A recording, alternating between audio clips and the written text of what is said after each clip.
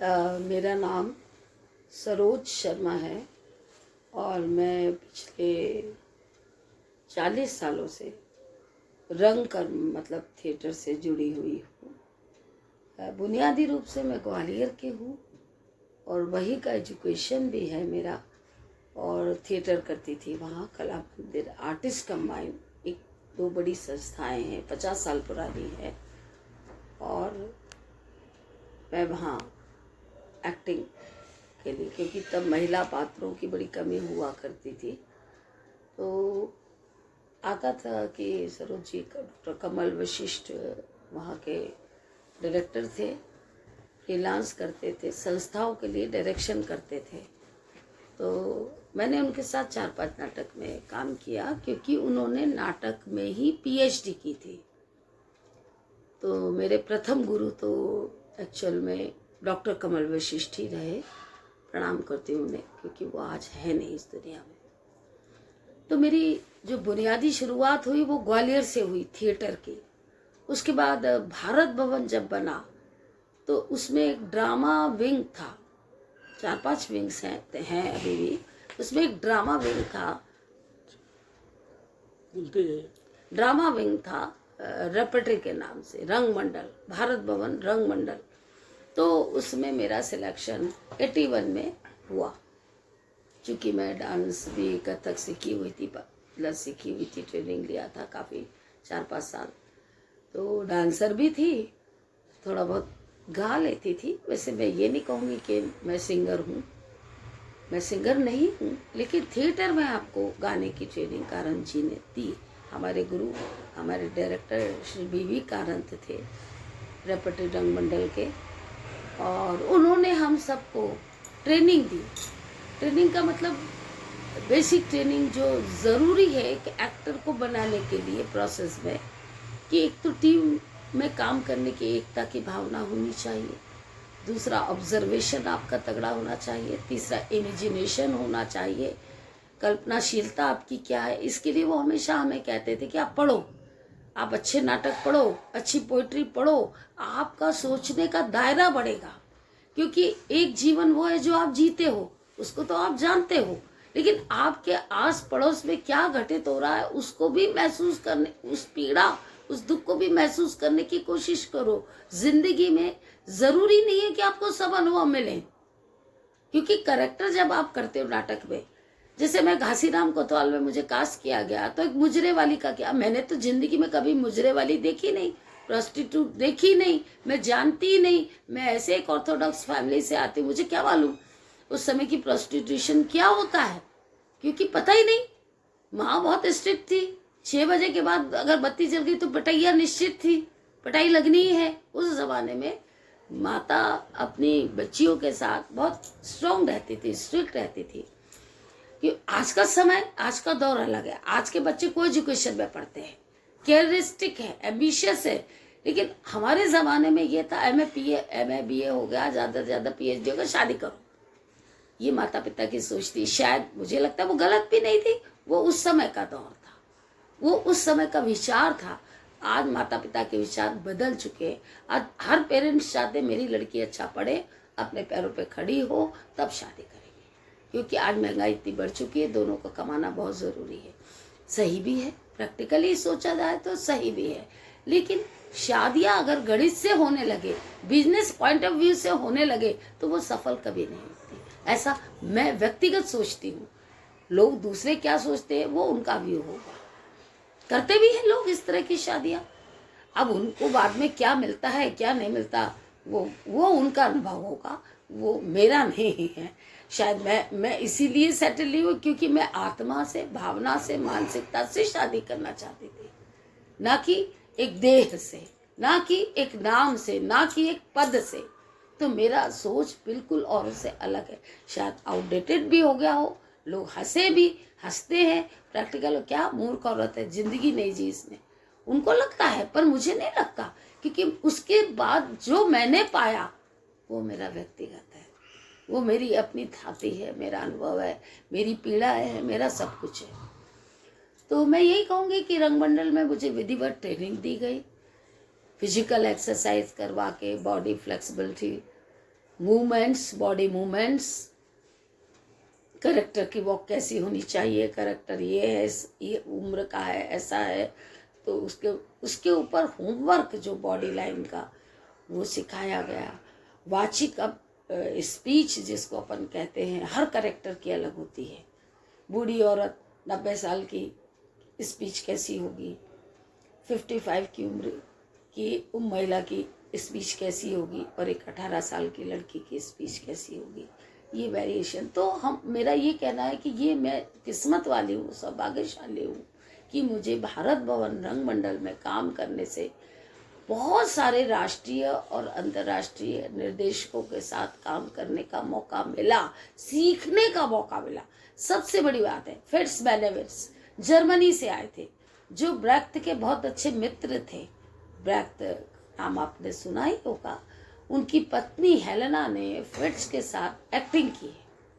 अब आप सोचिए, वो जब हम रेपटी में काम कर रहे थे, फिट्स की एज तब 70 थी। आज 2023 में मैं बात कर रही हूँ। तो जो उनके साथ काम करने का अनुभव था, क्योंकि वो साउंड पकड़ते थे, वो हिंदी नहीं बोल पाते थे, एक अनुवादक रहता था जो उनको इंग्लिश में नरेट करता था, और वो हमको हिंदी में बताता था कि सर ये चाह रहे हैं, सर ये सोचो, लेकिन वो साउंड पकड़ते थे। एक छोटा सा एग्जाम्पल है, पैसा फेंक तमाशा देख में मैं डीएसपी की लड़की बनी थी, और एक गुंडे से प्यार करती, उसे नहीं मालूम कि ये गुंडा आदमी है। स्टैंडर्ड डीएसपी की लड़की का एक स्टैंडर्ड था, उसको प्यार करती है, वो उसको दूसरी लड़की के साथ देख लेती है, तो देख के आते ही वो बोलती है, कुत्ते कमीने।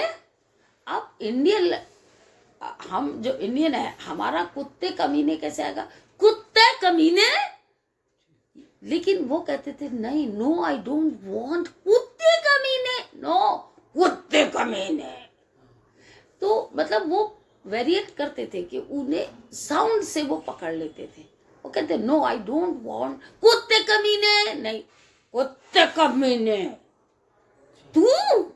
मतलब ये वेरिएशन हमें वहां सीखने को मिला। और मेरा ऐसा मानना है, एक अभिनेत्री के तौर पर जो मैंने अनुभव लिए रेपटी के, कि हर डायरेक्टर अलग तरीके से सोचता है, उसका प्रोसेस भी अलग होता है। जैसे कारण जी का प्रोसेस बहुत सहज था, बहुत सरल था। मैं उनको बोली कि क्योंकि जब मैं ज्वाइन करी बहुत शाई नेचर थी, बोलती नहीं थी। कारण जी का नाम इतना था कि उनके सामने मेरी आवाज नहीं निकलती थी। तो मैंने कहा बाबा मैं हेजिटेट होती हूँ घासीराम कोतवाल में गुलाबी, क्योंकि ब्राह्मण गुलाबी को ललचाई नजर से देखते हैं, कोई छूने की कोशिश करता है, कोई कुछ करता है, और उनकी आंखों में वासना दिखती है। तो जब एज एन सरोज मैं गुलाबी करती थी तो मुझे बहुत शर्म आती थी कि मैं कैसे करूंगी। मेरे माँ ने तो कभी किसी लड़के से बात ही नहीं करने दी मुझे कभी जिंदगी में। मैं कैसे, मैं नहीं कर पाऊंगी शायद, मुझे अंदर की एक हिच थी। लेकिन कारण जी वो खुद करके दिखाते थे, और वो कहते थे सरोजा तुम चेहरा क्यों ढकती हो, वो ऑडियंस टिकट लेकर तुमको देखने आया, मुझ बुड्ढे को देखने नहीं आया है, सामने फेसिंग करो मुस्कुराते हुए। क्योंकि गुलाबी का काम है अपने आप को प्रेजेंट करना, अट्रैक्ट करना। जब तुम्हारा सुंदर चेहरा लोग देखेंगे, ब्राह्मण्स देखेंगे, ऑडियंस देखेगी, तभी तो लगेगा ये प्रोफेशनली मुजरा करने वाली है। तो मैं कहती थी मुझे थोड़ी अनुभव है मुजरा करने का। तो वो हंसते थे, क्योंकि एक ये बाल मन था या मासूमियत थी।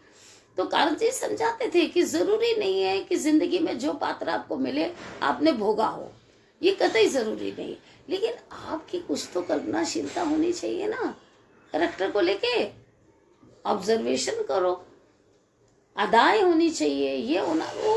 वो इतनी सहजता से समझाते थे कि हमें खुद ब खुद लगता था कि नहीं बाबा सही कह रहे, बाबा सही बता रहे, हमें सोचना तो पड़ेगा। अगर हम यहाँ ट्रेनिंग लेने आए हैं, सीखने आए, तो हमें महसूस तो करना पड़ेगा।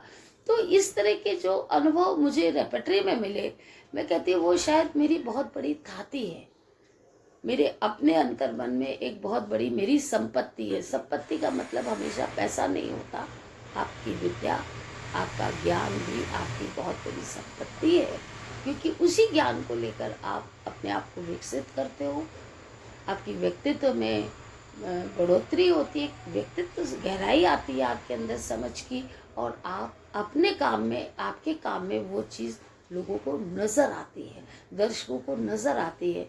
जब आपका ज्ञान, आपका किया हुआ क्रिएटिव वर्क या आपका नाटक या आपकी परफॉर्मेंस जब दर्शकों को दिखती है, तब वो ताली बजाते हैं और आत्मा से, अपनी भावना से अप्रिशिएट भी करते हैं। अभी लेटेस्ट मैंने अंधायुग में गांधारी किया, तो गांधारी का जो श्राप है वो पूरी स्क्रिप्ट में बहुत इम्पोर्टेंट है, डॉक्टर धर्मवीर भारती ने लिखा है। और जब उसे पता चलता है कि उसके पुत्र दुर्योधन का अस्थि शेष पड़ा है, और जब संजय कहते हैं कि माता अश्वत्थामा लौटा जा रहा है, तो वो कहती है लौटा जा रहा है, विदुर उसे रोको, कि जाने दे माता, उसे जाने दे, क्योंकि कृष्ण ने दिया है श्राप जो युग युगांतर तक वो भोगेगा। बस मवाद कोड़ियों सा युक्त रोगी बनकर भटकता रहेगा हर युग में अश्वत्थामा। तो फिर गांधारी कहती है संजय उसे रोको, लोहा मैं लूंगी आज कृष्ण से उसके लिए। तो संजय कहते हैं माता, शायद वो अंतिम विदाई लेने आया था दुर्योधन के अस्थि शेष से। तो वो देखती है झाड़ियों के पास, तो वो कहती हैं तो क्या वो पड़ा है कंकाल मेरे पुत्र का? हाँ, तो वो पड़ा है कंकाल मेरे पुत्र का। किया है ये सब कुछ कृष्ण, तुमने किया है ये। आज सुनो कृष्ण, तुम भी सुनो। मैं तपस्विनी गांधारी अपने जीवन के सारे पुण्यों का, पिछले जन्म के सारे पुण्यों का बल लेकर कहती हूं कृष्ण सुनो। तुम चाहते तो रुक सकता था युद्ध ये, मैंने प्रसव नहीं किया था कंकाल वो। इंगित पर तुम्हारे ही भीम ने अधर्म किया, क्यों नहीं दिया वो श्राप तुमने भीम को जो दिया निरपराध अश्वत्थामा को? तुमने किया है प्रभुता का दुरुपयोग। यदि मेरी सेवा में बल है, संचित तप में धर्म है, तो कृष्ण तुम भी आज सुनो। प्रभु हो या परात्पर, कुछ भी हो, तुम्हारा सारा वंश परस्पर पागल कुत्तों की तरह एक दूसरे को फाड़ खाएगा। तुम खुद उनका विनाश करके कई वर्षों बाद किसी घने जंगल में एक साधारण व्याध के हाथों मारे जाओगे। प्रभु हो पर मारे जाओगे पशुओं की तरह। सुनो कृष्ण सुनो। इसके बाद कृष्ण की बांसुरी आती है और आकाशवाणी होती है, और कृष्ण कहते हैं पुत्र हूं तुम्हारा, माँ माता हो मेरी। हर युग में कोई और नहीं, मैं ही तुम्हारा हूं माँ। जन्म मैं हूं तो मृत्यु भी तो मैं ही हूं माँ। शाप तुम्हारा ये स्वीकार है मुझे। गांधारी रोती है और कहती ये क्या किया कृष्ण, तुमने ये क्या किया?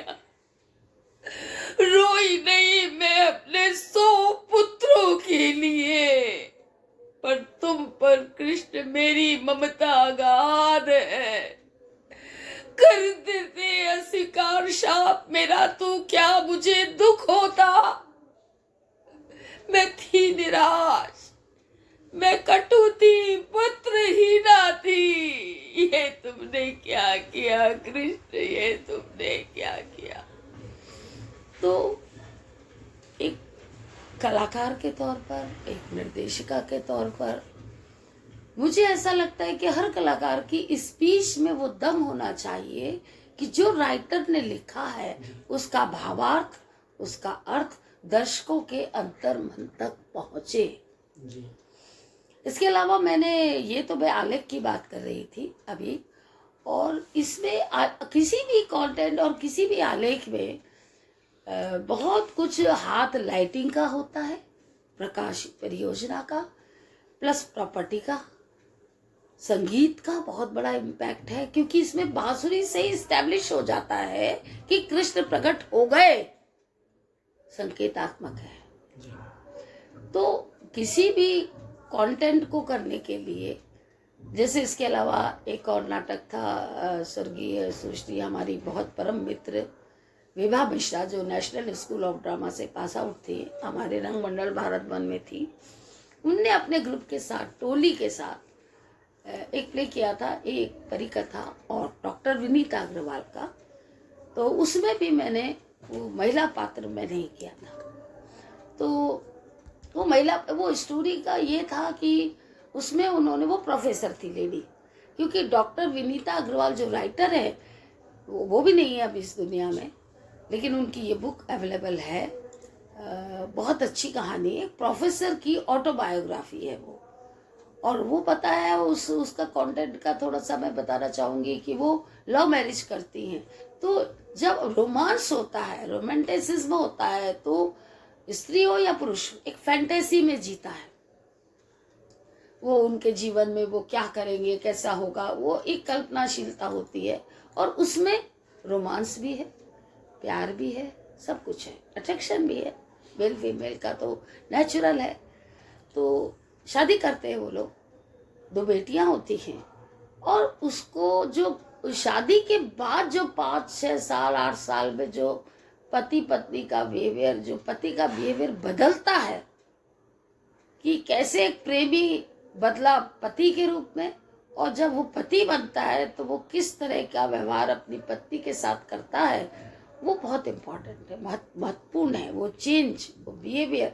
और जब उनके किसी मित्र से उसे अपने पति की पूरी पोले खुलती सुनाई देती है, पता चलता है उस महिला को, तो वो टूटती है। क्योंकि स्त्री में खास प्राकृतिक गुण है कि वो भावुक होती है, बहुत अति सेंसिटिव होती है, और पुरुष हमेशा प्रैक्टिकल सोचता है। स्त्री प्रैक्टिकल नहीं सोच पाती, क्योंकि अगर स्त्री प्रैक्टिकल हो गई, क्योंकि भगवान ने उनको एक माँ का वरदान दिया है। क्यों दिया है स्त्रियों को, पुरुषों को नहीं दिया? पुरुष बच्चा पैदा नहीं करते, स्त्री करती, क्योंकि स्त्री में एक सहनशीलता होती है। स्त्री का एक प्राकृतिक गुण है, प्रभु ने दिया, ईश्वर ने दिया है, कि वो सहती है, सहना जानती है, धैर्य रखती है, चाहे दुख हो, चाहे तकलीफ हो, चाहे माँ बनने की पीड़ा हो। तो उसमें वो सहती है, लेकिन बाद में जब उसको पति की सारी पोले खुलती है, तो उसका जो पहले का जो रोमांटिक वो सोच रहा था कि वो रोमांटिक होकर उसने शादी कर ली थी, वो टूटता है। और एक औरत की साइकोलॉजी होती है, जब वो बुरी तरह टूटती है ना, तब वो स्ट्रांग भी बनती है। जीवन में हम कई बार अपने दुखों से निराश होते हैं, डिप्रेशन में जाते हैं, टूट जाते हैं, ऐसा लगता है अब जीवन बचा ही नहीं।